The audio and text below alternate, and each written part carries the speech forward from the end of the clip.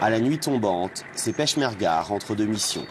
Des combattants kurdes presque comme les autres, presque, car ces deux hommes sont allemands. Tous deux sont revenus il y a 3 mois, dès les premiers combats contre les djihadistes. Lokman Hassan, 50 ans, vient de Munich. Il a vécu 19 ans en Allemagne et insiste pour nous montrer sa carte d'identité. Il a laissé derrière lui une femme et 5 enfants. Tous les jours, on apprenait que l'organisation terroriste appelée l'État islamique attaquait nos frères et nos sœurs et essayait d'occuper notre terre. Donc on avait le devoir de revenir pour la défendre, même au prix de notre vie. Beaucoup sont revenus, non seulement de ma ville, mais aussi de Cologne par exemple. Et 2 d'entre nous ont été tués à Jalaula. Hussein Mohammad, lui, vient de Cologne. Il a abandonné l'orchestre kurde qui le fait vivre et troqué son violon contre une kalachnikov. Les deux hommes ne sont pas des soldats débutants. Dans les années 90, ils ont déjà combattu dans les rangs peshmerga face à l'armée de Saddam Hussein.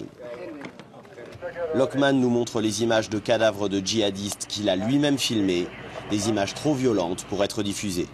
Il nous montre aussi la quantité d'engins piégés laissés derrière eux par les combattants ennemis dans un seul village. Il y en avait 65, nos démineurs les ont neutralisés. Comme ces deux hommes, des centaines de Kurdes européens sont venus combattre ici, d'autres s'y préparent.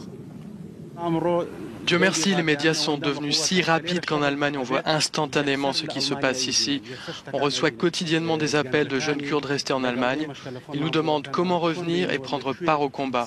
Ils sont prêts et très enthousiastes à l'idée de défendre le Kurdistan. Une fois la nuit tombée, les peshmergas se distraient comme ils peuvent. Lokman et Hussein affirment qu'ils ne rentreront pas en Allemagne avant la fin des combats.